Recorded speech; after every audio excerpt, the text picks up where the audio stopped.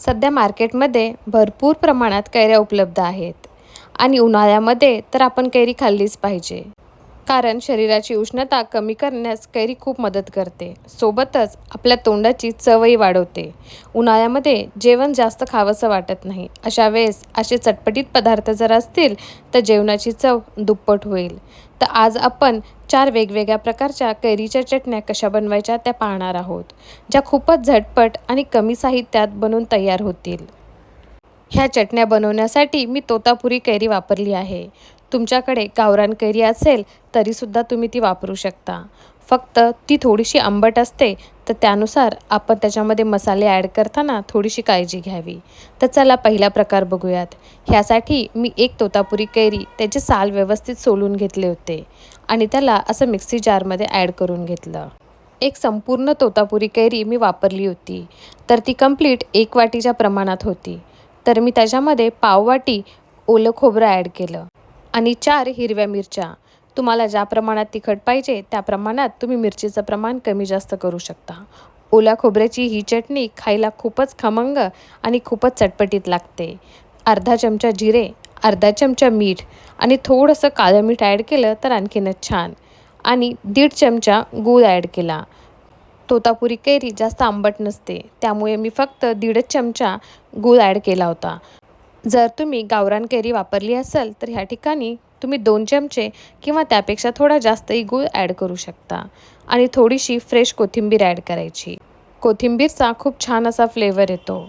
त्यानंतर मिक्सरमधून आपण ह्याला बारीक करून घ्यायचं आणि 2च मिनटात आपली चटपटीत अशी पहिला प्रकार चटणीचा तयार आहे. खायला खूपच खमंग आणि टेस्टी. तिखट, आंबट, गोड असे सगळेच फ्लेवर ह्या चटणीमध्ये असतील. वरतून जर तुम्ही त्याच्यावर जिरे मोहरीचा तडका ॲड केला तर आणखीनच छान. बिना फोडणीचं सुद्धा तुम्ही ही चटणी सर्व करू शकता. चपाती असो, भाकरी किंवा भात कशासोबतसुद्धा तुम्ही त्याला एन्जॉय करू शकता. चला तर आपण दुसऱ्या चटणीचा प्रकार पाहूयात. ह्यासाठी तोतापुरी कैरी ज्याचे साल मी काढून घेतले होते आणि त्याला व्यवस्थित किसणीने किसून घेतलं. ह्या चटणीसाठी एक मोठी तोतापुरी कैरी वापरली होती. तर टोटल 1.5 वाटी हा आपला कैरीचा किस बनवून तयार होता. ही चटणी बनवायला फक्त 2 मिनटं लागतात. एका बाउलमध्ये पूर्ण किस काढून घ्यायचा. त्याच्यामध्ये 1 चमचा लाल तिखट, ह्या ठिकाणी मी काश्मीरी लाल तिखट वापरलं होतं, जे जास्त तिखट नसतं पण त्याचा कलर खूप छान येतो. सोबतच अर्धा चमचा जिरेपूड ॲड केली होती आणि अर्धा चमचा धनेपूडसुद्धा ॲड केली होती. चवीनुसार मीठ ॲड करून घ्यायचं. थोडंसं काळं मीठसुद्धा ॲड केलं तर आणखीनच छान. आणि हे सर्व सामग्री व्यवस्थित मिक्स करून घ्यायची. ह्या ठिकाणी जर तुम्हाला धने जिरे पूडच्याऐवजी चाट मसाला ॲड करायचा असेल तर तोही ॲड करू शकता. व्यवस्थित मिक्स करून घेतल्यानंतर त्यामध्ये 1 वाटी गूळ ॲड करायचा. जर कैरी जास्त आंबट असेल तर गुळाचं प्रमाण थोडंसं जास्त ठेवायचं. हा गूळ पूर्ण कैरीमध्ये व्यवस्थित चमच्याच्या साहाय्याने मिक्स करून घ्यायचा आणि त्याला 10 ते 15 मिनटासाठी झाकून ठेवायचं. 15 मिनटानंतर तुम्ही बघू शकता की छानपैकी पाणी सुटलेलं आहे. कैरी आणि गूळ मिक्स झाले आणि त्याला छानपैकी पाणी असं आंबट, गोड, तिखट अशी चटणी बनून तयार आहे. किती कमी साहित्यात आणि किती झटपट बनून तयार होते. सोबतच वरतून त्याच्यावर थोडीशी जिरे मोहरी, जमलंच तर कढीपत्ता ॲड करून फोडणी करून घ्यायची. फोडणीमुळे चटणी आणखीनच जास्त खमंग आणि चटपटीत बनून तयार होते. किती कमी साहित्यात आपली चटणी बनून तयार झालेली आहे. फ्रीजमध्ये तुम्ही ह्या सर्व चटण्या पूर्ण 1 आठवड्यापर्यंत स्टोअर करून ठेवू शकता. ह्या उन्हाळ्यामध्ये प्रत्येक आठवड्यात वेगवेगळ्या प्रकारच्या कैरीच्या चटण्या बनवायच्या आणि मस्तपैकी एन्जॉय करायच्या. चला तर आपण नेक्स्ट चटणीचा प्रकार पाहूयात. मिरचीचा ठेचा कोणाला आवडत नाही असं कोणीच नसेल. प्रत्येकालाच खमंग झणझणीत असा मिरचीचा ठेचा खूप आवडतो. ठेचा म्हणलंच की तोंडाला पाणी सुटतं. तर हा कैरीचा ठेचा बनवण्यासाठी आपण तव्यावर थोडंसं तेल ॲड करून 5 ते 6 हिरवी मिरची आणि 7-8 लसणाच्या पाकळ्या ॲड करून त्याला 1-2 मिनटं छानपैकी रोस्ट करून घ्यायचं. मिरचीचं प्रमाण कमी जास्त जसं तुम्ही तिखट खाता त्यानुसार ॲड करायचं आणि 2 चमचे शेंगदाणे ॲड करून घ्यायचे. शेंगदाण्यामुळे मिरचीचा तिखटपणा आणि कैरीचा आंबटपणा ह्याला बॅलन्स करण्याला खूप मदत होते.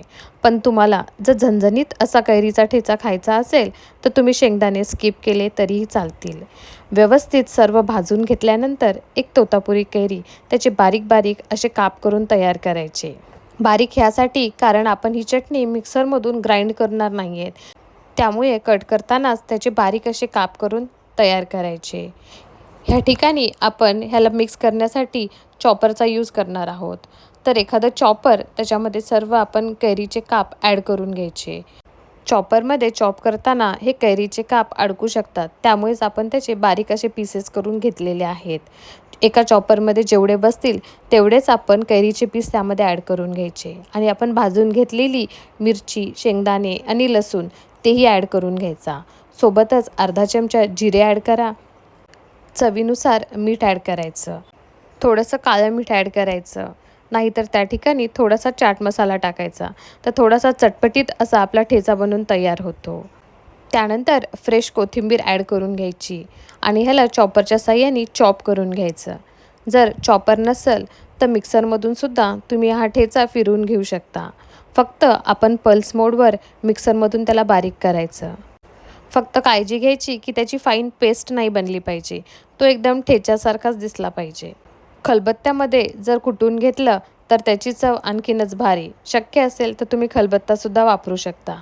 तुम्ही व्हिडिओमध्ये बघू शकता की चॉपरच्या साहाय्याने एकदम ओबडधोबड असं मी त्याला क्रश करून घेतलं होतं आणि आपला एकदम झणझणीत आणि चटपटीत असा कैरीचा ठेचा बनून तयार आहे.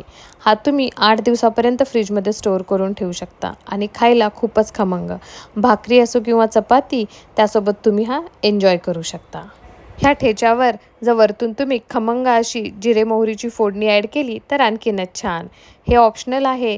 जर आवडत असेल तर फोडणी ॲड करायची, नाहीतर स्किप केली तरीही हा ठेचा खायला तेवढाच खमंग लागतो. आपला शेवटचा चौथा जो कैरीच्या चटणीचा प्रकार आहे तो तर खूपच खमंग. मला पूर्ण विश्वास आहे 8 दिवसासाठी बनवताल आणि 2च दिवसात संपून जाईल, कारण हा माझा अनुभव आहे.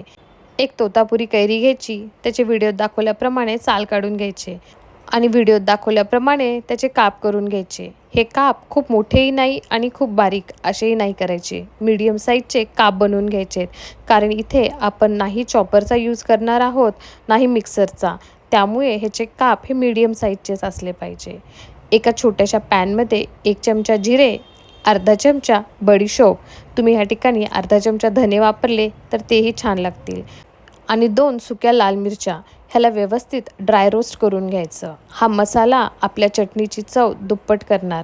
मसाल्यांना फक्त 2 मिनटं ड्राय रोस्ट करायचा. खमंग असा वास सुटला की त्याला मिक्सरमधून बारीक करून घ्यायचं. एका पॅनमध्ये अर्धा चमचा तेल, थोडेसे जिरे, 1 तमालपत्र आणि लाल मिरची फक्त फ्लेवरसाठी. नंतर आपण हे बाजूलाही काढून घेणार आहोत. हे सर्व थोडंसं तेलात रोस्ट करून घ्यायचं आणि आपण काप करून घेतलेले कैरीचे काप ॲड करून घ्यायचे. व्यवस्थित मिक्स करून घ्यायचं आणि त्याला एक 5 ते 10 मिनटासाठी मीडियम गॅसवर झाकून ठेवायचं. कैरीला थोडं थोडं पाणी सुटायला लागतं, त्यामध्येच ही कैरी थोडीशी शिजून येते. हा कैरीच्या चटणीचा प्रकार तुम्ही महिनाभर फ्रीजमध्ये स्टोअर करून ठेवू शकता, त्यामुळे बनवतानाच तुम्ही जास्त प्रमाणात जरी बनवली तरीही हरकत नाही. 10 मिनिट मीडियम गॅसवर वाफून घेतल्यानंतर कैरी छानपैकी सॉफ्ट झालेली असते. त्यामध्ये थोडंसं मीठ आपल्या चवीनुसार ॲड करायचं आणि आपण ग्राइंड करून घेतलेले सर्व रोस्टेड मसाले ती पुढेही त्याच्यामध्ये ॲड करून घ्यायची. चवीनुसार 2 चमचे गूळही ॲड करायचा. कमी जास्त तिखटाचं आणि गुळाचं प्रमाण आपण आपल्या चवीनुसार करून घ्यायचं. अर्धा चमचा कश्मीरी लाल मिरची पावडर फक्त कलर येण्यासाठी. आपण ऑलरेडी लाल मिरची वापरलेली आहे, त्यामुळे जास्त तिखट ॲड करण्याची बिलकुलही गरज नाही. सर्व मसाले कैरीमध्ये छानपैकी मिक्स करून घ्यायचे आणि 4-5 मिनटं परतून घ्यायचं. त्यानंतर त्याच्यामध्ये 1 वाटी पाणी ॲड करून त्याला 5 ते 10 मिनटासाठी छानपैकी शिजवून घ्यायचं. आणि चटपटीत अशी तिखट, आंबट, गोड अशी कैरीची चटणी, बरेच जण ह्याला कैरीची लुंजी असंही म्हणतात. नंतर तुम्ही त्याच्यातून लाल मिरची आणि तेजपत्ता काढूनही टाकू शकता. फक्त फ्लेवर येण्यासाठी आपण तो ॲड केला होता. आता ही चटणी तुम्ही 15 दिवस फ्रीजमध्ये स्टोअर करून ठेवू शकता. तर तुम्हाला हे सर्व कैरीच्या चटणीचे प्रकार कसे वाटले मला नक्की कळवा आणि माझ्या चॅनलवर नवीन असाल तर सबस्क्राईब करायला विसरू नका. थँक्यू.